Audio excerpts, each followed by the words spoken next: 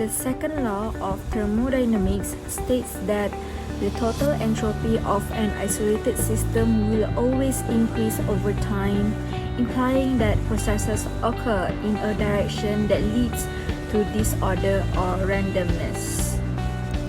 Actually, the second law of thermodynamics explains that in any closed-off system, things tend to get messier or more disordered over time.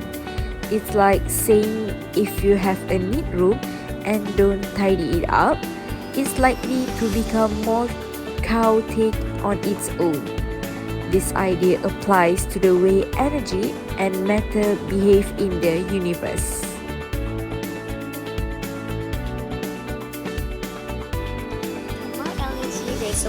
Thermal reservoirs are large systems capable of giving or receiving an infinite amount of heat without undergoing a significant temperature change.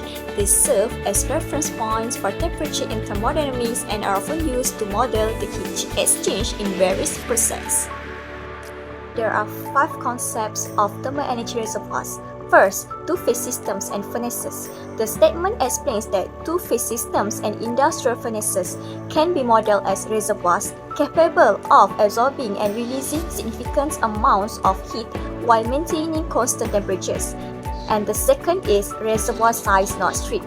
It emphasizes that a body doesn't need to be large to be considered a reservoir. It depends on the ratio of the thermal energy capacity to the transferred energy. Third one is potential benefits of waste energy. Properly designed and managed waste energy can improve marine life by controlling temperature increase in bodies of water within safe levels.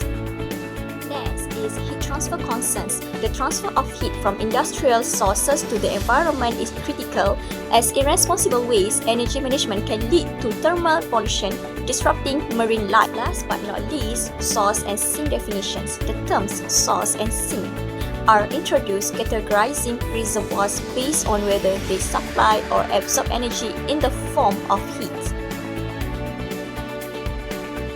Next, we go to the Carnot refrigerator and heat pump. The table here shows the comparison between the Carnot refrigerator and Carnot heat pump.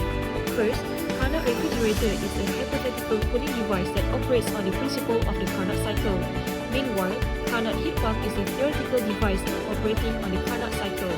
Next, Carnot refrigerator absorbs heat from a low-temperature reservoir and expels it to a high-temperature reservoir. On the other hand, Carnot heat pump is designed to move heat from a low-temperature reservoir to a high-temperature reservoir. The third difference is, Carnot refrigerator is functioned to maintain a low temperature inside the refrigerator while expelling heat to a warmer environment. Meanwhile, Carnot heat pump functions to heat a space using an external energy source even when the outside temperature is lower than the desired indoor temperature. And finally, Carnot refrigerator is an idealized concept, and real refrigeration systems have limitations due to factors such as friction and irreversibilities. On the other hand, Carnot heat pump is an idealized model, and real heat pumps have practical limitations. Carnot refrigerator and heat pump is basically the same device. They operate on reverse Carnot cycle. The direction of heat and work interaction are also reversed, and also focusing on the cooling device. For the heat flow for the refrigerator, the heat from food absorbed and released to the outside of the refrigerator. And for the heat pump, the heat with low temperature from outside to the high temperature place like the interior of the building. And for the COP or coefficient of performance, for a refrigerator, it senses the proportion of heat taken in from the cold reservoir to the energy expended in eliminating that heat. For the heat pumps, the COP for a heat pump gauges the relationship between the heat supplied to the hot reservoir and the energy invested in transferring that heat. For the refrigerator, COP equals to 1 over QH over QL minus 1. And for the heat pump, COP equals to 1 over 1 minus QL over QH. And QL represents the amount of heat absorbed from the low temperature medium. And QH represents the amount of heat absorbed from the high temperature medium. The COP is very crucial in assessing the efficiency of reversible refrigerator and heat pump. The COP quantifies the effectiveness of a refrigeration system. For reversible system, we can leverage absolute temperatures of high and low temperature reservoirs to evaluate COP. COP calculation involves the heat transfer ratio. So, to enhance the accuracy, we replace this ratio with absolute temperature ratio. In the case of reversible refrigerator, we substitute the absolute temperature to find the COP. This method provides a more comprehensive understanding of system efficiency. And similarly, for the reversible heat pump, the same approach is applied. The absolute temperature plays a very important role in determining the COP. The absolute temperature provides a more accurate reflection of the system performance. Refrigerators to preserve perishable food have long been essential appliances for the household. They have proven to be highly durable and reliable, providing satisfactory service for over 15 years. A typical household refrigerator is actually a combination refrigerator freezer, since it has a freezer compartment to make ice and to store frozen food. The amount of energy consumed by refrigerators can be minimized by practicing good conservation measures. One of the good conservation is clean the condenser coil located behind the refrigerator, cool hot food to room temperature before put into refrigerator, check the door gasket for air leaks, open the refrigerator door the fewest time possible for the shortest duration possible, don't block the airflow around the refrigerator coils, turn on the power saver switch to stop condensation in humid place, avoid excessive ice poured out on the interior surface of the evaporator. Lastly, avoid unnecessary low temperature setting. So from the question, we get the value of pH is 298 Kelvin, net work done is 500 watt, and the COP refrigerator is 4.5. So for the first thing, that question 1 is QH from refrigerator space. By using the definition of COP, which is COP is equal to QH over work net, we substitute the value COP and work net that we get from the question. So we get the QH value is 135 kJ per min. For next, we will find the temperature of the refrigerated space. Use the formula COP is equal to TL over TH minus TL.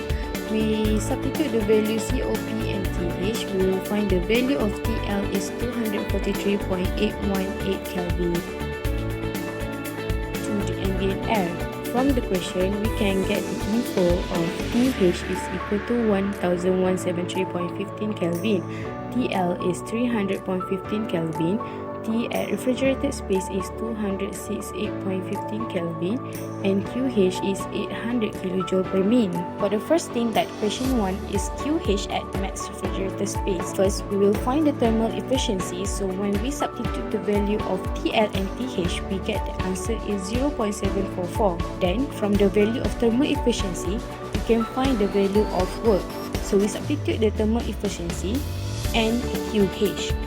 Then we get 595.3 joule. Then we use the COP formula at Tref.